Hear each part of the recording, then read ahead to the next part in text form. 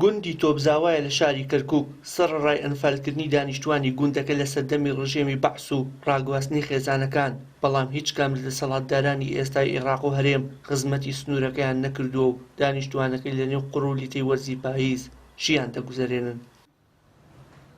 بەڕاستی ئێمە لە گوندی تۆپزاوە مەعانەتمان زۆرە، یعنی لە سەروی هەمویانەوە زۆر شارەوە ئەو شتانەیە قیر و ئەو شتانە نەکراوە، یعنی ئەوە بە چاوی خۆتە بینی بزان حاڵ کۆڵانەکان چییە و لە مەجاری هەن نییە، ئەگە هەنێ باران زۆر بێ هەنێ ماڵێ ئاو شتێت ژوورەوە هەر وعدەدەن تێن ئەو شوێنە بکەنە مومنت و هیچ هەر کەمێک و ئەو شتە نامێنێ دیسان دێنەوە ئەلێن ئەمانەوێ ئەو شوێنە بکەینە مەعسکەر.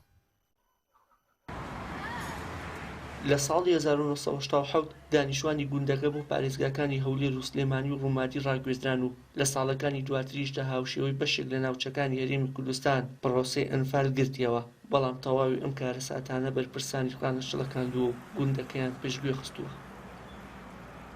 هیچ خزمەتگوزاریەکی بۆ نەکراوەکەوە جێگای دەستخۆشی بێ بەڕاستی مۆنەمێت ئەم مشکلەی مۆنەمێتی ئێمە هەتا ئێستاکە مۆنەمێتێک بۆ جێگای ئەنفال کراوان نەکراوە.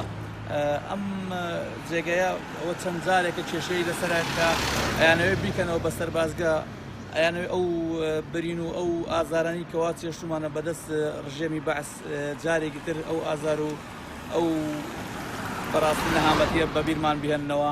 ئەمە چەندەمین جارە دێنە ناو ئەو معسکەرە و سەربازگەیە ئەیانوێ نوێژەنی بکەنەوە بە سەربازگە. بەڕاستی ئەمەش کارێکی زۆر ناخۆش و جێگای نیگەرانی گوندی تۆپزاوەیە.